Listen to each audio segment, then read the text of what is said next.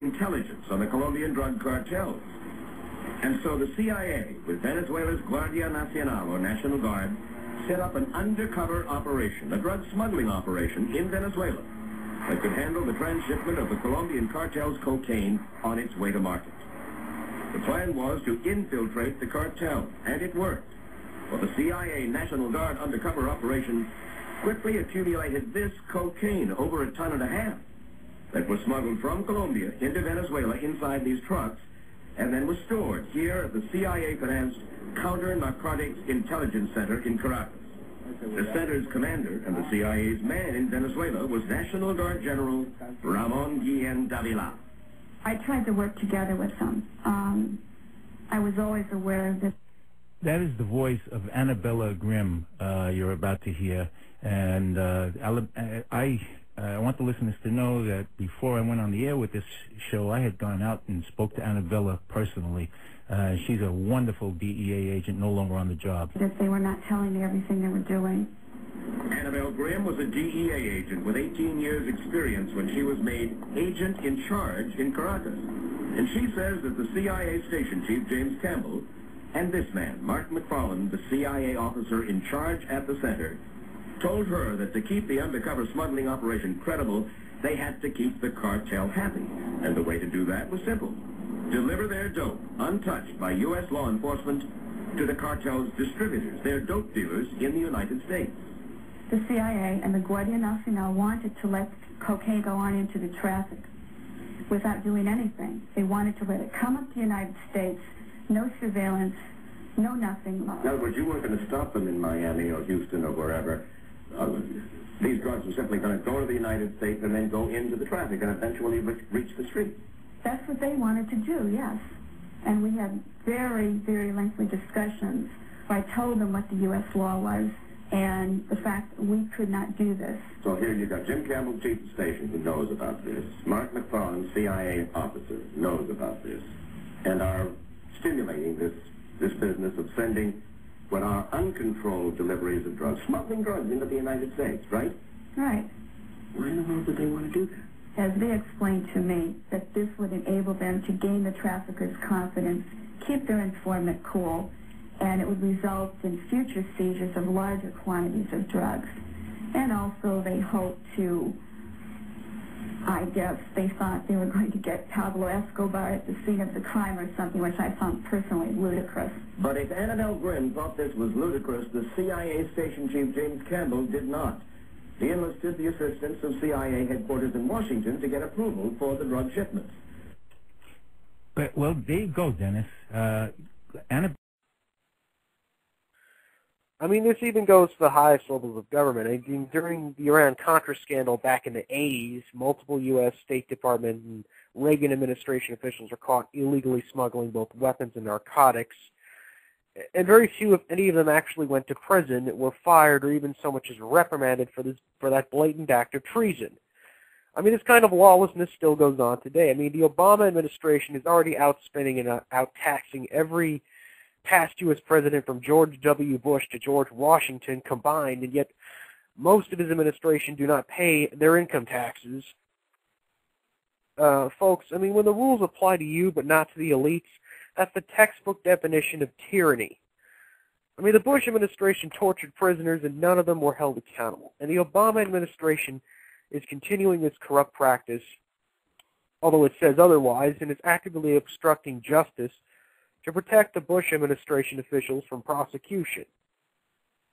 Again, in all cases, virtually nobody except the occasional scapegoat or fall guy was ever held accountable. I mean, for years, the leaders of the U.S., Mexico, and Canada have, behind the backs of their citizens and their respective legislatures, have tried to form a borderless regional North American Union with a proposed currency called the Amero, similar to the European Union, and its currency, the euro, with a secret deal called the Security Prosperity Partnership.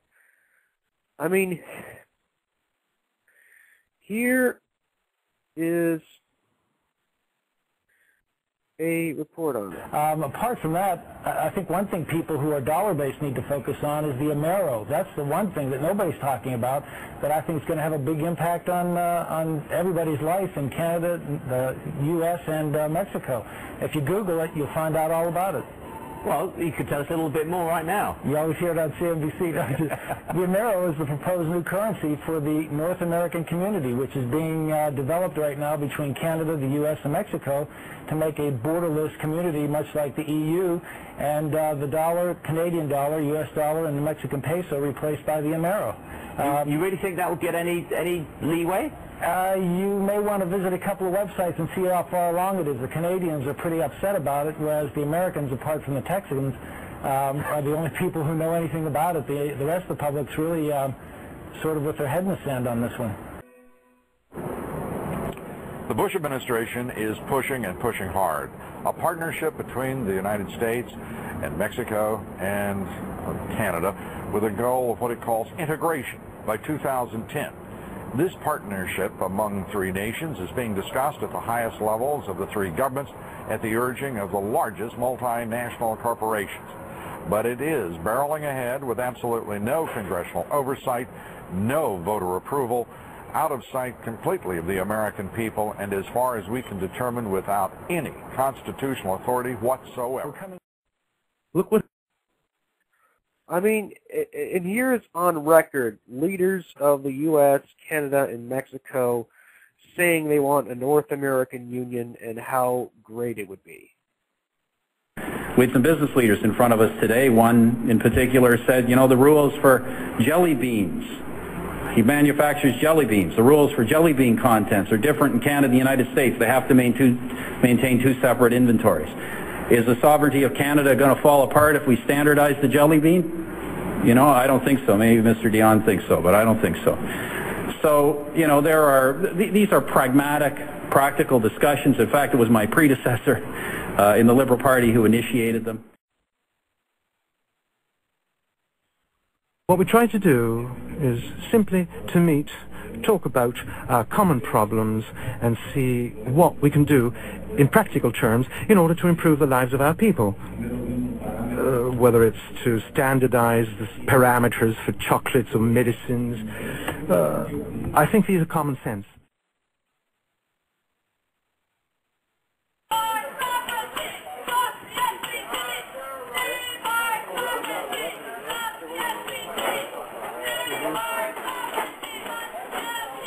You guys don't belong here. You guys don't even know what you're doing. You don't even know what you're involved with here. Stand up for yourself. How about you stand up for Canada, guys?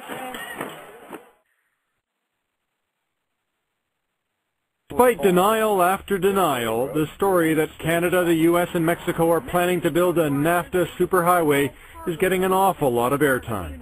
Critics say when North American leaders get together to talk about the Security and Prosperity Partnership, or SPP, behind closed doors they're hatching plans for superhighways, common currencies, customs unions. A couple of my opposition leaders have speculated on massive water diversions and superhighways to the continent, maybe interplanetary, I'm not sure as well.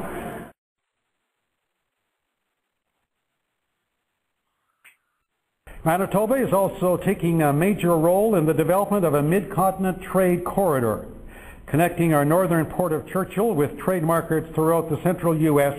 and Mexico. To advance the concept, an alliance has been built with business leaders and state and city governments spanning the entire length of the corridor.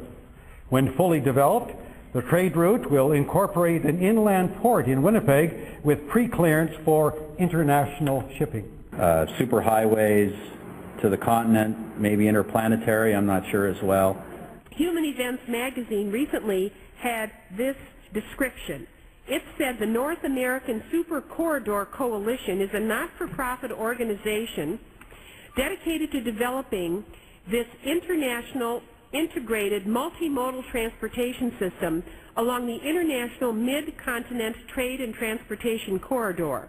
The Security and Prosperity Partnership has 19 working groups looking at hugely diverse areas. Under security, coming up with the equivalent biometric standards for passports, visas, and resident cards for all three countries, sharing terrorist watch lists, cooperating in the detention and removal of illegal migrants,